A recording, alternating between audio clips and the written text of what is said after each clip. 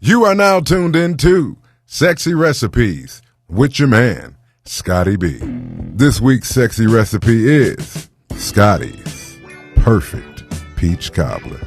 Oh yeah. All right, let's jump right in. With this peach cobbler, you're going to use the best, the finest, the most quality ingredients you can find, as I always state, because you just don't want to cut any corners, you know. You get out what you put in, or you can put it in so you can get it out. However you want to look at it. You want to make sure this thing is right. Yeah. So we're going to start out with 2 large cans of peaches and heavy syrup, a half cup of sugar, 2 tablespoons of vanilla flavoring, a stick of butter, 3/4 of a spoon of nutmeg, and your pie crust. Now, some people say the best part is the crust, and it's my duty to make sure you eat it all up and leave nothing left but desire for more. Oh yeah. We're going to mix all of those filling ingredients into a pot and let them cook for 30 minutes. Your peaches, your sugar, your vanilla, your butter, your nutmeg. Now while that's cooking, boiling, mixing, melding, co-mingling, you're going to take those softened pie shells and you're going to spread them in your pie pan. Whatever size pie you are choosing to create, just make sure it fits the moment, if you know what I mean.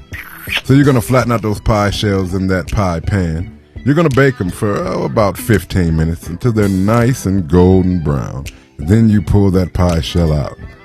You pull it out nice and easy. And then you're going to put something in it. What are you going to put in it, you ask? That filling that's been boiling and marinating and cooking and melding and intertwining. You're going to pull it out and pour your cobbler filling all in that pan. Pour it, let it drip and ooze all over that shell. You want to make sure that every area of that pie shell is touched by the stickiness of that filling. Now, once you fill that pie pan up with all of that moist, wet, sticky, sweet filling, you're going to cover it. For your protection, of course. You're going to cover that pie with another layer of that softened, smooth pie shell. At this point, you're going to stick that pie back in the oven and let it get hot. Let it get even stickier. Let it sweat. Let it build up that taste that you are waiting to put on your tongue.